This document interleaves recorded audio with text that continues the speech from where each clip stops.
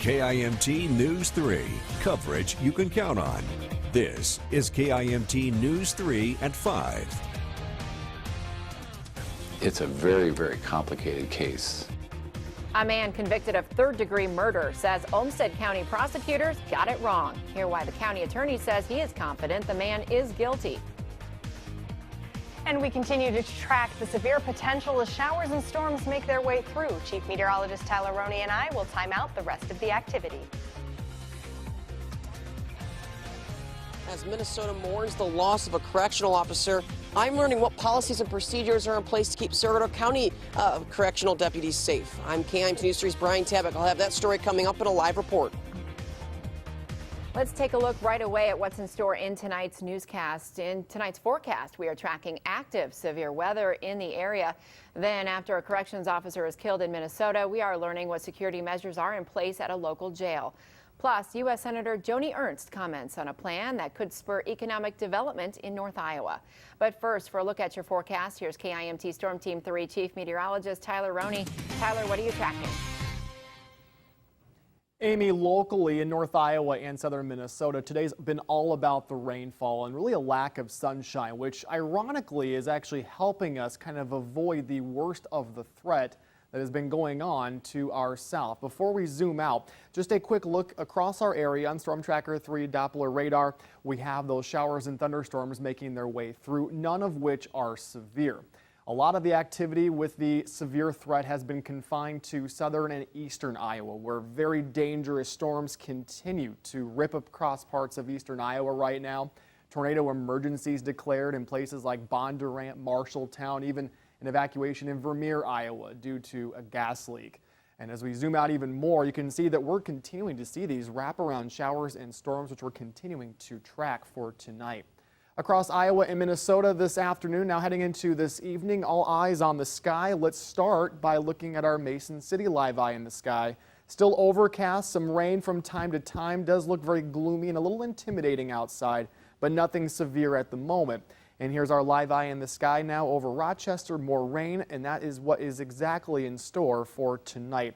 Tornado watch in effect in those counties shaded in yellow. That's to our south. We don't have any active watches or warnings in the area right now.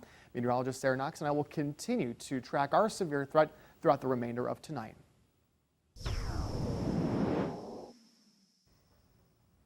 Members of law enforcement throughout the state of Minnesota are mourning today after a corrections officer is killed in the line of duty.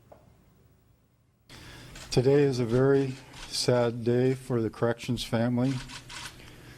We believe for the first time in history we have lost a corrections officer to violence in our institution at Stillwater. The state's Department of Corrections says Officer Joseph Gaum was attacked by an inmate Wednesday afternoon at a prison in Stillwater. Authorities say it happened inside the prison's industry building, where inmates are given tools in order to learn trades like carpentry and welding. This man is accused of carrying out that fatal attack. The Department of Corrections says Edward Johnson is serving time on a homicide conviction. According to the Washington County Attorney's Office, Johnson is now being housed at a facility in Oak Park Heights, where he is being held in segregation. In the wake of the fatal attack, law enforcement agencies are reaching out to offer their condolences. This is a post from the Minnesota Sheriff's Association that was shared on social media by the Albert Lea Police Department today. It says that thoughts and prayers go out to the family, friends, and co-workers of Joseph Gaum. KIMT News 3's Brian Tabak is talking with local correctional deputies about what policies are in place and how they keep themselves safe when they encounter an aggressive inmate. He joins us now live from the Cerro Gordo County Jail. Brian? Yeah, Amy, those I spoke with at the Cerro Gordo County Jail today tell me that there are a number of different situations that can become dangerous, whether that's dealing with those who suffer from mental illness or just being understaffed. But one correctional officer I spoke with today says that there are policies and procedures in place to try and keep them safe. Jeff Bueland has worked at the Cerro Gordo County Sheriff's Office as a correctional officer for 11 years and says they deal with aggressive inmates all the time. He says the state has guidelines each jail has to follow, and there are policies in their own jails, such as how long they can keep inmates in restraints and what kind of restraints they can use. But Bueland says in the case of what happened yesterday, sometimes these policies and guidelines just don't help. Sometimes it's just things you can't avoid, things that you can't prevent. It's a tragedy in we feel bad for everybody involved. Now, Buellin says that the Sarasota County Jail is also understaffed. Amy, he says that there are 2 job postings right now for correctional officers, and with another correctional officer ready to retire in the near future, there could potentially be another opening coming up. Live in Sarasota County, Brian Tabbitt, KIMT News 3. Thank you, Brian. It's not just correctional officers, but also those out on the streets who put themselves in harm's way. The St. Paul Police Department says an officer is recovering tonight after being shot during a call. They are not releasing the officer's name, but say they are expected to survive. Police say one person is now in custody and there is no ongoing threat at this hour. A motorcycle crash earlier this week leads to 2 drug arrests in Rochester. Police searched a home on the 2500 block of Lake Shady Avenue South in Orinoco yesterday. They say the crashed motorcycle was registered to someone at that address. That man, 31-year-old Brig Cuff, has been arrested already this week. 41-year-old Kimberly Lemmerman showed up during the search and was also arrested. Police say they found meth, $2,400 in cash, and prescription pills. Both Koff and Lemmerman face charges of drug sales and possession. State lawmakers are hoping to reinvest in low-income areas by creating opportunity zones, with several in North Iowa, including Mason City. KIMT News 3's Alex Jurgens is live at Southport Plaza in Mason City, where one of those zones is to be located. Alex? Amy, if you've driven by Southport Plaza, you may have noticed a lot of empty storefronts and a largely empty parking lot. However, the state of Iowa is looking to change that by creating opportunity zones in the hopes that investors can create reinvestment in entrepreneurial opportunities. Now, I spoke with U.S. Senator Joni Ernst on the phone this morning, and she hopes that this declaration will help this seemingly forgotten area. U.S. Senator Joni Ernst announced the state is establishing a tax incentive called Opportunity Zones. Mason City applied and was nominated. One zone legally declared by Governor Reynolds includes the Southport Plaza and west of downtown Mason City. Senator Ernst says that she hopes that the zones will inspire those to make an investment in their community. Those that want to invest in their local communities, we see great opportunity there. If there are other entities that have looked for a way to gain foothold in an organization and for the betterment of that community. Now, coming up on KIMT News 3 at 6, hear from an insurance agent who works near the declared area and see what this means for his business. Live in Mason City, Alex Jurgens, KIMT News 3. Thank you, Alex. The state has almost 250 eligible areas, but only 62 can be nominated. A man convicted of third-degree murder reaches out to KIMT News 3. Hear why he wants to share his story now. Next. You're watching KIMT News 3 at 5. KIMT News 3, coverage you can count on.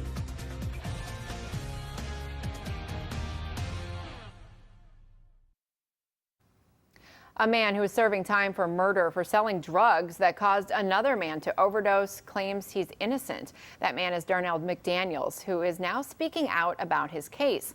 Take a look at this timeline of events. It all started in January of 2015 when Daniel Keene died of a heroin overdose. In March of 2016, Darnell McDaniels was arrested. A year later, he was convicted, and today he is sharing his story exclusively with KIMT News 3. KIMT News 3's Kaylin Thompson spoke with him. And Kaylin, what did McDaniels reach out to us and have to say?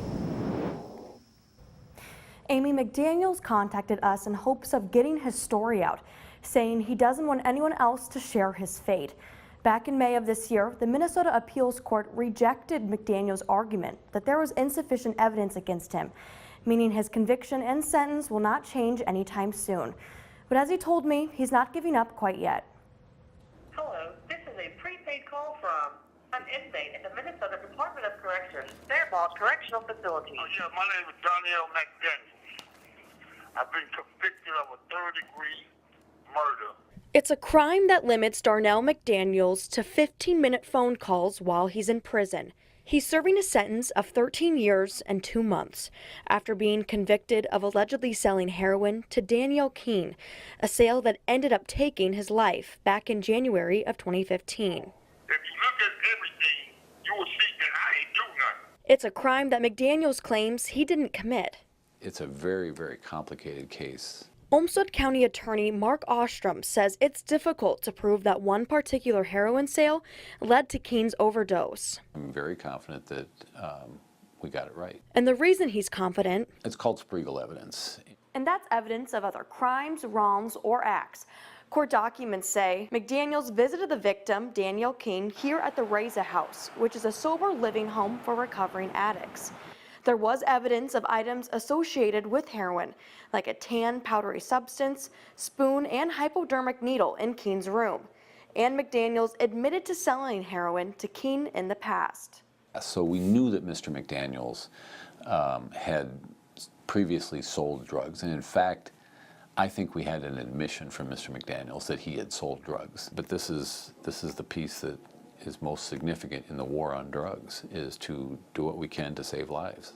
Right. William Whitehorn is McDaniels' voice outside of prison walls. We really need to fix this hole in the justice system.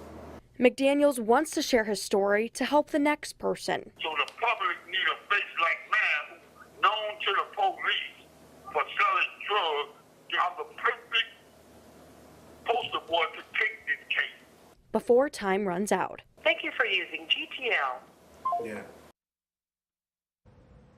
Currently, McDaniels is in the process of entering a second appeal, and I'm told this is a legal review and will decide if the court made any errors that caused him not to get a fair trial. Live in the Rochester studio, Kaylin Thompson, KIMT News 3. Thank you very much, Kaylin. The Olmsted County Attorney tells us this process could take up to a year. More drama in Washington, D.C. today after President Trump announces he's inviting Russian President Vladimir Putin to the White House. That story coming up. And we're not done with the showers or thunderstorms just yet. We'll time everything out for you coming up next. We track storms to alert you first. This is KIMT Storm Team 3, weather coverage you can count on. Still quite a bit of cloud cover over North Iowa. Here's what it looks like on our Mason City live eye in the sky. Kind of dealing with on and off again showers and a few thunderstorms across the area, but nothing severe right now. Across North Iowa, as you see on Storm Tracker 3 Doppler radar, just those spotty showers and storms continuing, and we're really looking at kind of that wraparound effect thanks to an area of low pressure bringing in all of the moisture.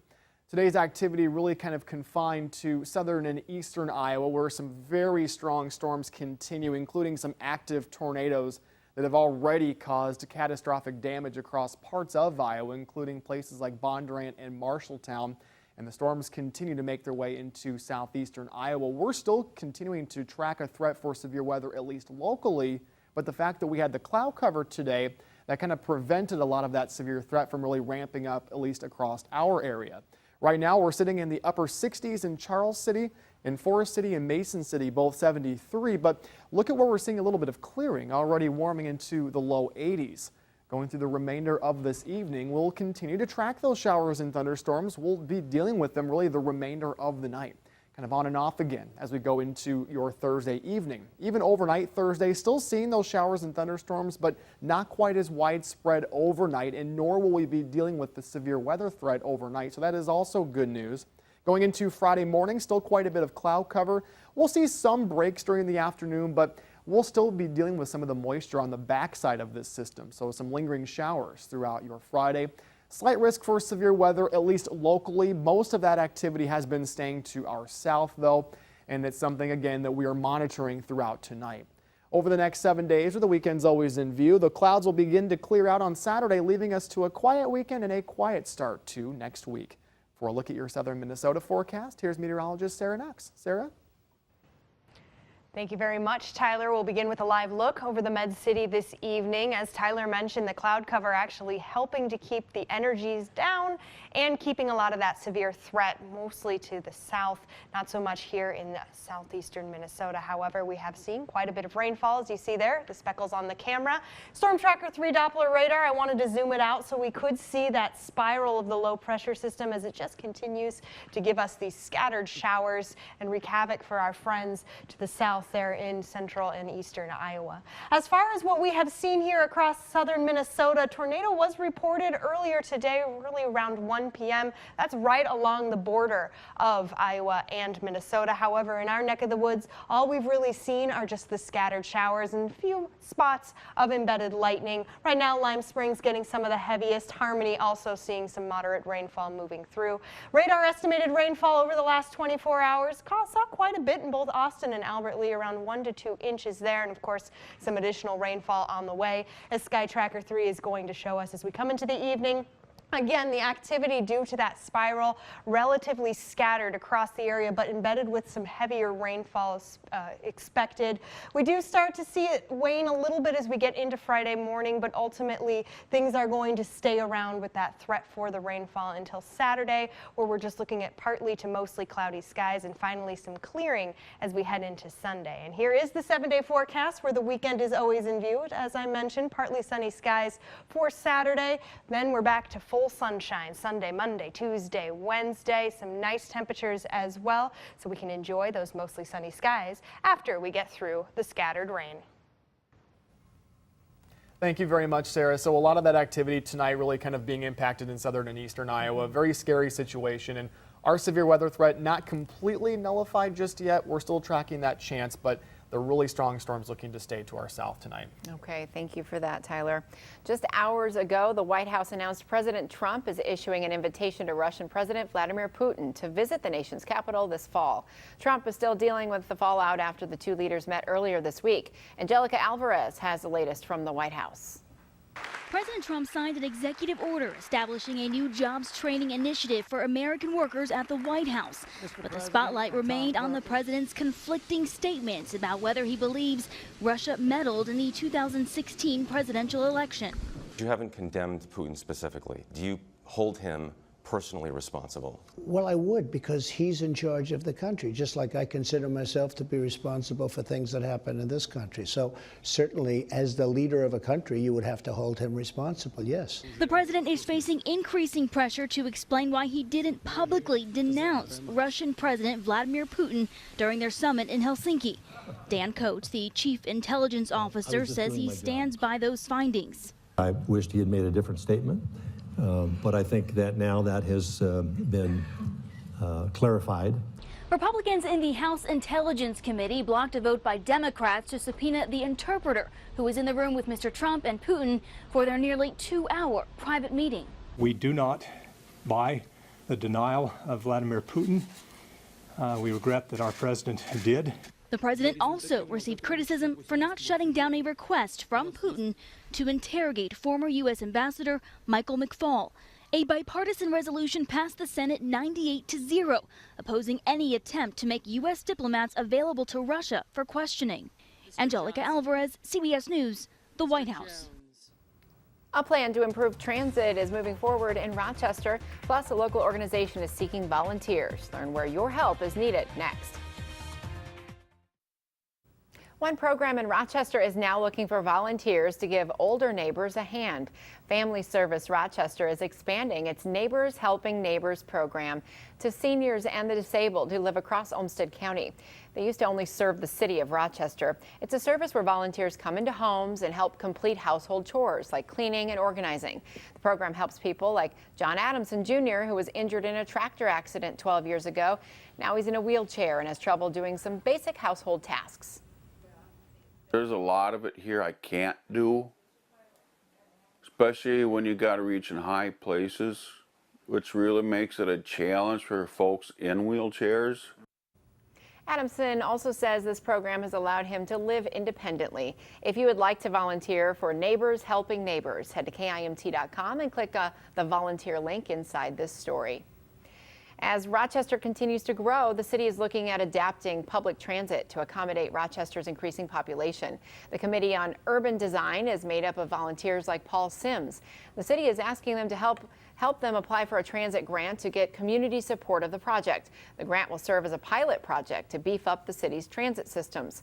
Here's a look at the study area for the proposed plan. We are growing, and we have an affordable housing crisis in the city. We have a transportation system which works now, but as the city grows, will be undersized. The City of Rochester is applying for the grant on July 24th. The Federal Transit Administration will decide sometime next year whether to fund the project. We have a road closure update for you. Today, the right travel lane of 19th Street West in Rochester between West Frontage Road and 20th Avenue Northwest will be closed while contractors work on replacing sidewalks. The lane is expected to be closed through Friday, July 27th. When we come back, we'll take a look at your weather forecast, plus a look at stories coming up on KIMT News 3 at 6. Well, welcome back. We're just talking right now about some of the severe weather that's happening in and around the Des Moines area. I know you've been really watching this, especially around Altoona. Absolutely, Amy. And this is really where everything got started this afternoon. This is around 3 o'clock, and this is a live look, or rather 2 hours ago at Altoona. And this is the two tornadoes that really kind of started everything moving into southeastern Iowa. We mentioned that there's been a tornado emergency in Vermeer, Iowa, Marshalltown, Iowa, even around the Pella area. But two tornadoes, and then we ended up seeing a really strong tornado as we saw that storm move further to the southeast. So widespread damage, those storms still in southeastern Iowa. Locally, we're still tracking showers and thunderstorms. Not to that extent, but we'll have an update tonight on KIMT News 3 at 6. Okay, I hope you can join us then.